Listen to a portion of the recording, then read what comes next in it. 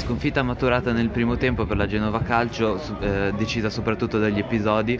Nel secondo tempo invece è uscita aumentando anche l'intensità, però non è riuscita a concretizzare. Beh, l'intensità l'abbiamo aumentata nel secondo tempo anche per sicuramente un loro, non calo di intensità, ma una loro prudenza maggiore, visto che erano forti del vantaggio.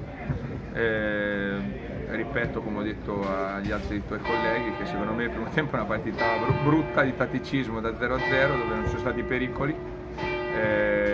Noi non abbiamo mai tirato in porta, loro se non su rigore non hanno mai tirato in porta. Il secondo tempo ovviamente abbiamo rischiato di più, il rischio ci ha premiato solo fino al gol del 2-1 e dopo, come spesso accade, manchiamo nell'ultimo passaggio di rifinitura per mandare un compagno al tiro e quindi facciamo fatica a rimontare e fare 2 gol in una partita. Questo è un dato di fatto, dobbiamo lavorare ancora di più.